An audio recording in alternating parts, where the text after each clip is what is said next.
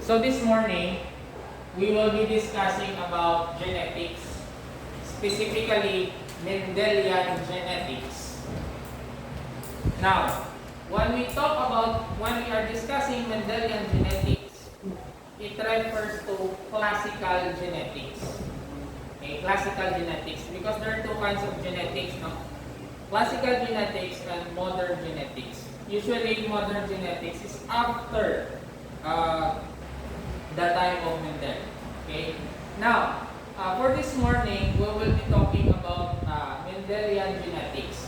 Now, when we talk about genetics, it is a branch or sub-branch of biology that deals with the study of genes and how these traits are passed on from parents to offspring. Okay, so there are different principles that we're going to tackle regarding Mendelian genetics. By the way, this is Gregor Mendel. He is an Austrian monk. Okay, that during his pastime, he is experimenting in crossbreeding garden pea plants. When I say crossbreeding, he would get a pollen of this type of garden pea and then cross it with another garden pea with different traits or characteristics. Okay, and out of that, he was able to deduce the pattern and principle of how these traits are passed on from parents to offspring. Okay, sige. Now, so when we are talking about genetics, so we will be dealing with chromosome, genes, phenotype, genotype. Okay. Now, but during the time of Mendel, this chromosome and genes, okay, are not yet known. Okay, during his time, but because of the pattern that he was able to identify, his conclusion about his experiment coincide with the modern principle of genetics. And actually, the principle, one of the principles that is being used in genetics is actually the product of his work. Okay, that's why he is considered as the father of classical genetics. Now, complete complement of an organism's DNA, what do we call that? Okay? We call it as, okay, complete complement of an organism's DNA. What do we call that? Do you have any idea? Not inheritance? Okay? What do you call that? I will not answer it. You will be the one to look for that answer. Yes? Genes, no? If you happen to notice, the gene is only a portion of the DNA.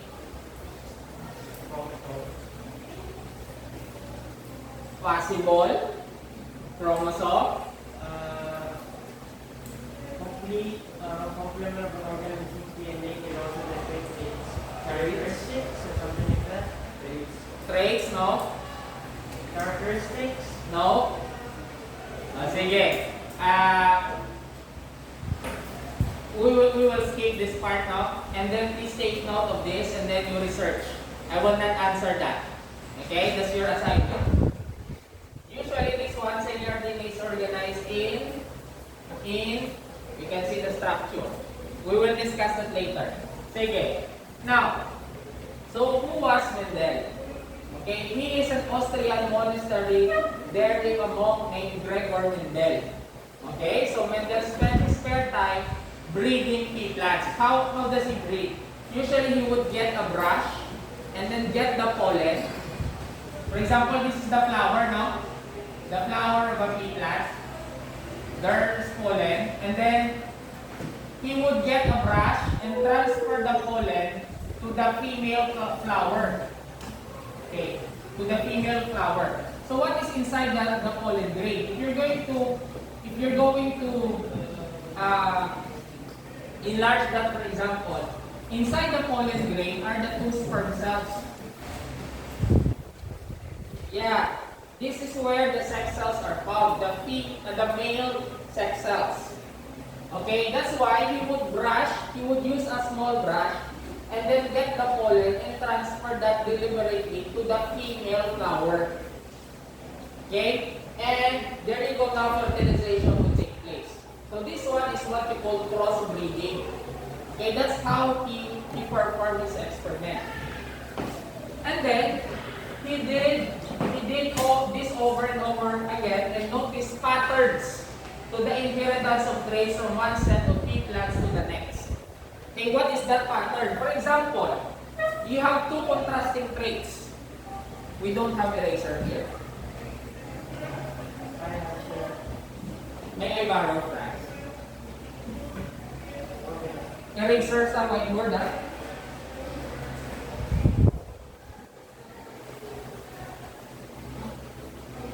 Okay.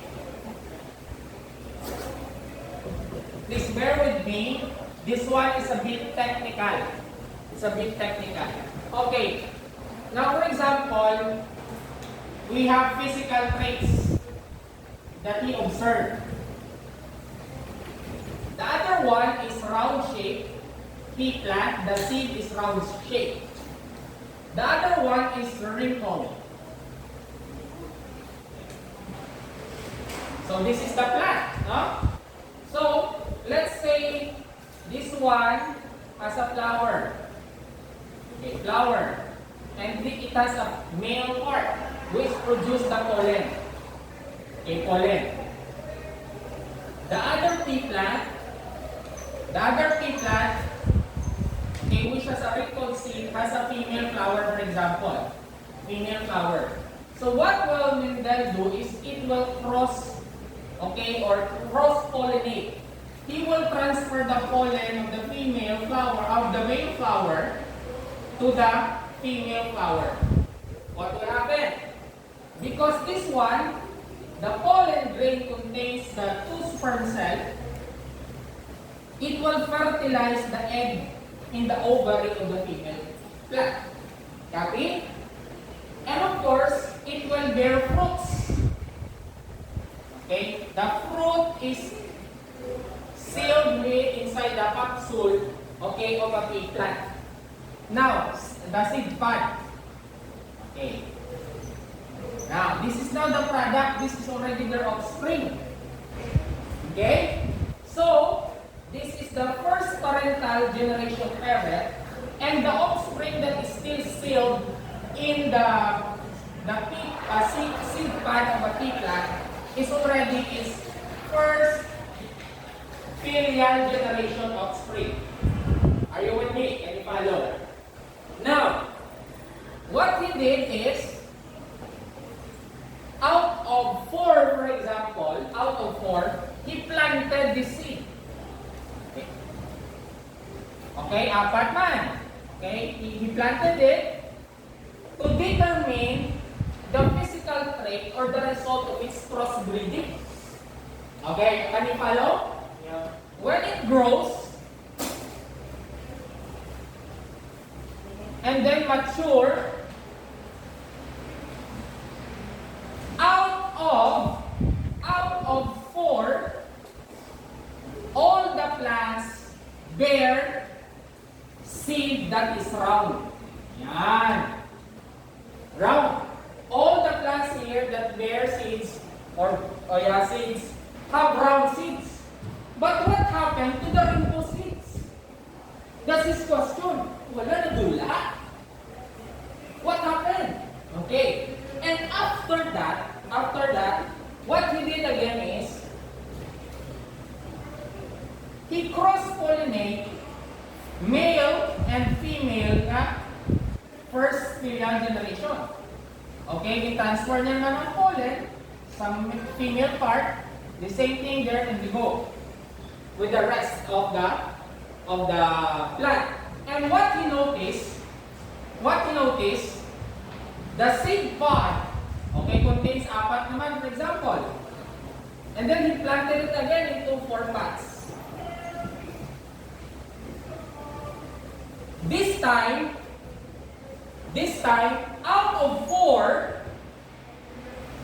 3 were round-shaped seed, and 1, okay, has a wrinkle seed. Oh! After the second generation, the wrinkle seed come out. And there you go now, he was able to deduce that there is really pattern, okay, in the breeding process of Mendel. And out of that, he was able to establish the 3 laws of classical genetics. Okay, this one is what you call Mendel's law. And what are these? Law of dominance, law of segregation, and law of independent assortment. We will discuss that one by one. Okay. Now, what is law of dominance?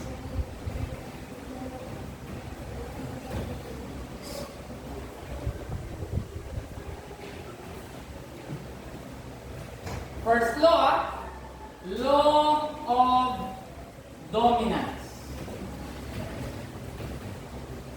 Okay. Now, before we discuss law of dominance, let us orient ourselves first and get acquainted with some of the important genetic terms. Okay, first, phenotype. When we say phenotype, it refers to physical